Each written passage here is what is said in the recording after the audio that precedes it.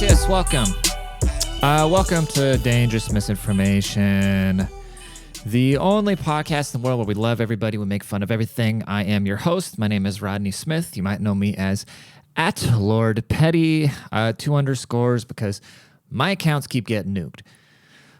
Fresh off the boat. Just got home from Canada yesterday. God, dude, I sat next to a really big black guy on the plane wearing a mask, and we actually got along very well. We started joking about how it was a Boeing 737 MAX-8, right?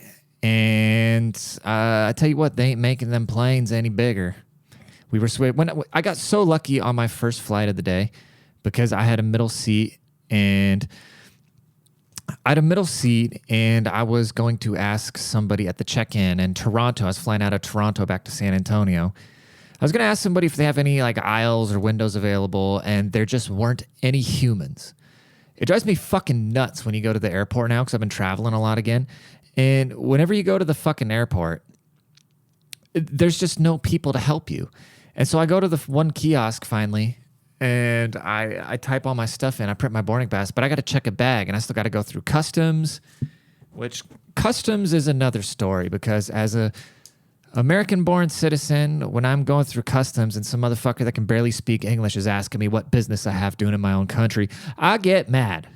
Okay? Call that racism, call it whatever you call it, xenophobic. I don't give a shit. But when I'm going back to the US of A, I don't want to be questioned by somebody who can barely speak English what I'm doing in my country. What the fuck are you doing in my country? And then, you know what else drives me nuts? And I'm going to get back to the point about airplanes being small. Maybe. Who knows? We're just going to keep pushing forward. Who cares? Who cares about segments? I tell people, you know, when people complain about America, right? And here's my biggest gripe is when people complain about America and they come from somewhere else and they come here and they start bitching about stuff. It's like, dude, fucking leave. People will gasp at that, right? People will gasp at that when you're like, dude, just fucking leave. And they'll be like, oh, well, we could say the same thing to you. And my response to that is I would love to leave. I would love to go somewhere else so I don't have to put up with the American politics and like the social climate of the West. But guess what? Other countries are smarter than us, and they don't just let people in for no fucking reason. When I tell people if you don't like it, go back to where you came from, right? And they say, oh, well, how about you just leave? I can't just go to Sweden. You think I would love to just go to like Finland or Sweden and just be somewhere where there's universal health care? No fucking... The melting pot doesn't work, dude. Maybe it did during war times, you know? When people had to come together and develop weapons to fuck everybody up. But assuming we're living in a peaceful world, all this diversity shit doesn't work. Does that make me sound like a crazy racist person? I don't know. I don't care anymore. It doesn't mean anything. Anything will make you sound like a crazy racist person anymore.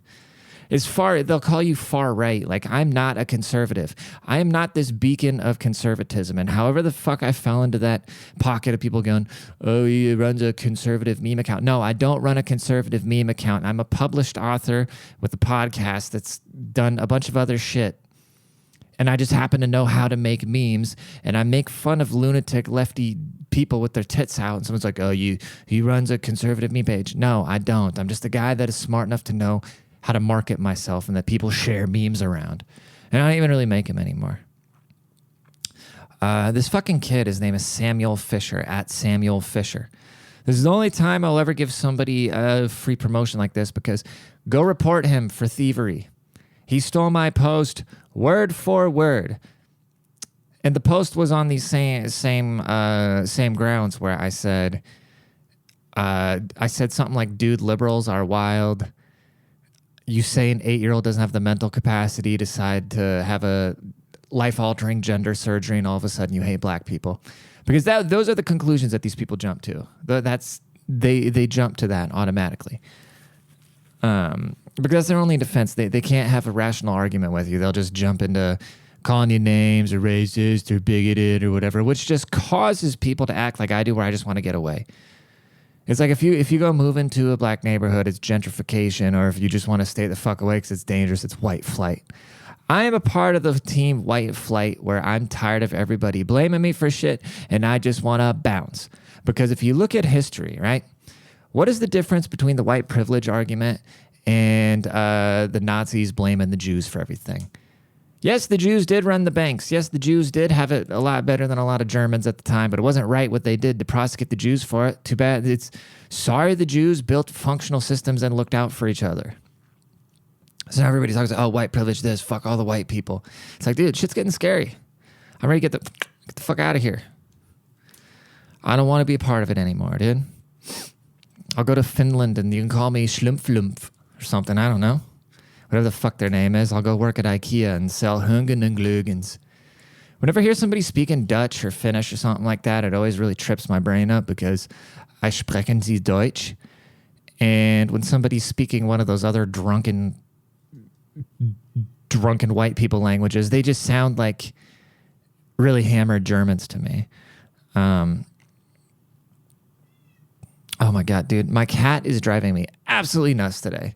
She was sitting on my lap a minute ago, and she was scratching my shit, but I had to get up to do something, and then she hopped off. Now she's sitting in front of the door meowing, and I'm trying to ignore her. And you're like, oh, how unprofessional. That's showbiz, baby. You get them pussies be knocking at the door. Speaking of, Dakota, no. Go away. No. Oh my God, dude, really?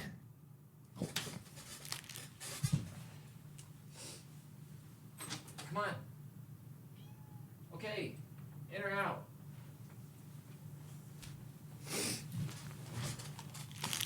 This fucking cat, dude. I can't do anything without her anymore. But I love her.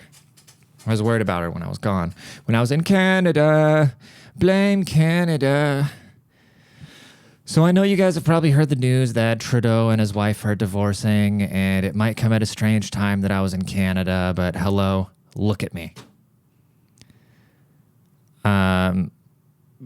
Could you blame that beautiful woman for being married to this dipshit when a big, strong German American comes up there with his chest hanging out? That she would say, hey, what am I doing? Why am I stuck here in snow China with this dork when I could go back to the United States with Lord Petty? I don't know, dude. I don't have the explanations for everything. I just do my thing. I just pop in, pop out, and show out and show out. I know I said show out twice, but Gucci 2 times, say it 2 times. This podcast is so bad. You know what I mean? I think about this a lot. Like I've yelled at my cat twice. I've got up and I've adjusted the curtain. If you're watching the video, if you're not watching the video, go watch the video. Give me damn YouTube clicks. Normally the smart thing to do would be sit down, talk about what the program's going to be, then play some intro music, then actually have segment through them, edit out stuff. You think I'm going to do any of that? No. We're going to keep it raw because everything is fabricated in this world, and I want to do something that's not fabricated. I want people to feel like they're a part of something raw and authentic that's happening in real time and just watching the world unfold with me. We're moving through this journey together. It's not just me presenting you some over-polished thing with mainstream talking points, regurgitating what somebody bigger than me has already said.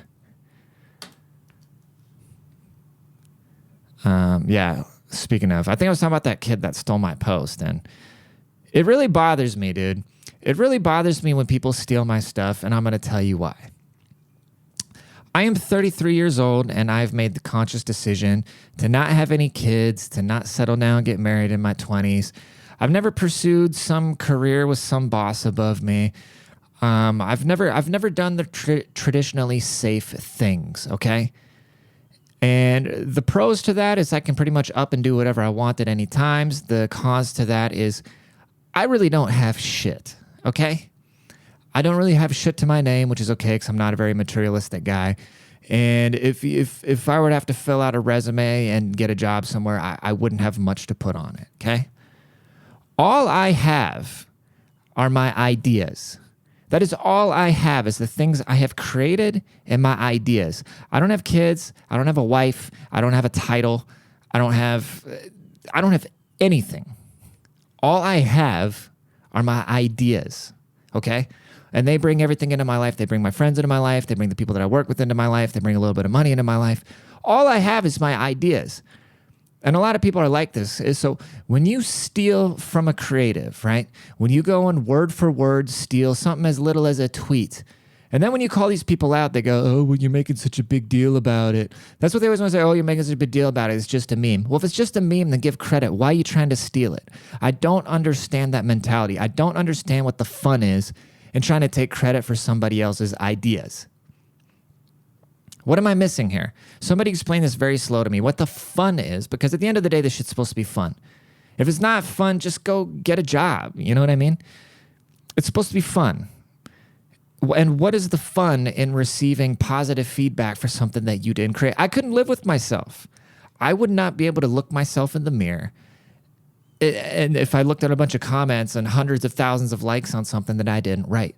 And I don't know what it is about. I must have a very just punchable, hateable face, but it happens so many times where shit goes viral, things that I created that got stolen from me. Why not just take the thing that I created, the original version of it, and share it? Is it because I'm this tall, handsome white guy that everybody's like, oh, you already won all the fucking things, so we're not going to give you your props. We need to give it to some dork and let them shine a little bit. Or just thievery, dude. And then when you get, if I say something, like when that kid stole my shit, which is hilarious if you go to his Twitter, right? I really don't give a fuck that I'm picking on this 14-year-old. This kid needs a wake-up call. Everybody needs a wake-up call. This is out here stealing and recycling shit. If you go to his Twitter page, you can copy any tweet that he has, type it in the search bar of Twitter, and it'll bring up the original tweet. His whole thing is fraudulent, and the guy's 50,000 followers. Am I the idiot? Am I the idiot from not just stealing stuff from people and repurposing it? That makes me feel like the idiot, but at the same time, like I said, I wouldn't be able to look at myself. And I think a lot of people just don't have any dignity. Morals have gone out of the window. And it's sad. It's sad what people do for the clout, right? Like, I don't really... I would die if I can't do this. If I couldn't sit in front of a microphone at least once a week and just fucking, or if I couldn't create content, if I didn't have an outlet for the shit going on in my head, I would die. Okay? Even if nobody paid attention, if I had 4 followers or whatever, I was trying to pick a low enough, I would still be doing exactly what I'm doing. I don't care. It is fun for me. I love it. With every little being about me is that I love talking about the shit that I hate. Other people are just trying to make a quick buck. So when people are out here stealing shit, and I cannot relate to that. That's like for me, any job that I've ever had, I go and I clock in. I don't want to be there. I don't want to be making somebody else's vision come to life. I'm just there to clock in, collect my money, and bounce. And 99% of these creators online, that's what they're doing. They're clocking in, which means they just browse online and look for creative people, steal their shit, repurpose it, and sometimes they get lucky and hit, and then the thing goes. I even said to this kid, dude, I sent him a message, and I don't have Instagram on my phone. I tried to take the big brother route. I tried to take the big brother out and try to be like, hey, man, you're probably smart. Why are you stealing stuff? You don't need to be doing that. And then you respond, oh, I didn't get it from you. It stemmed from a conversation I was having with my uncle. It's like, dude, fuck your uncle. I'll fight him too. I don't know, dude. God, I had something and it slipped out of my head. Excuse me. Yeah, dude, the shit just irks me, man. The shit just irks me, and that's why I was saying what I need to do is I need to find an attractive female and just she says everything that I say, just repeat everything that I say, tweet it, and then we split the money. But then again, I couldn't live with myself there either because I'd just be a fraudulent. My biggest enemy is that I refuse to be fraudulent in any way, shape, or form. If I feel myself start going, when I started getting a bunch of followers by saying a bunch of like right pandering stuff, like I started feeling like I can't live with myself, dude.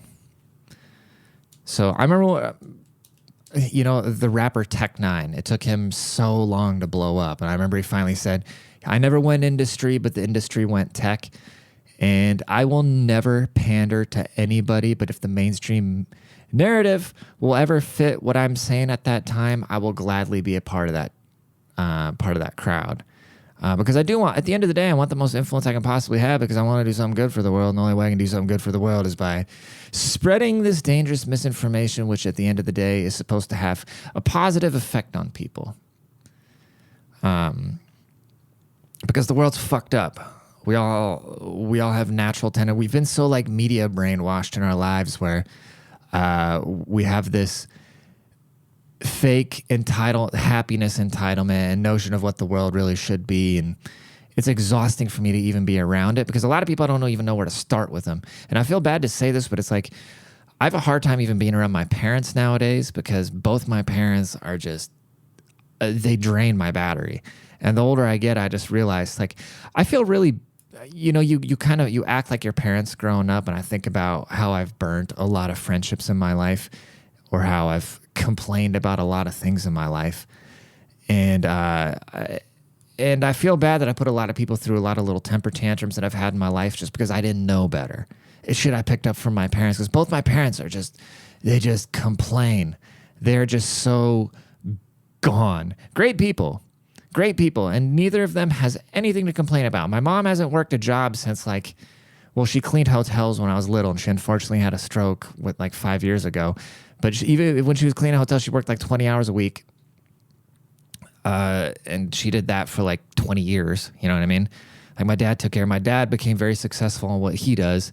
He was able to retire at 55, has a beautiful house on a river, no health problems, even though he drinks like a fucking fish.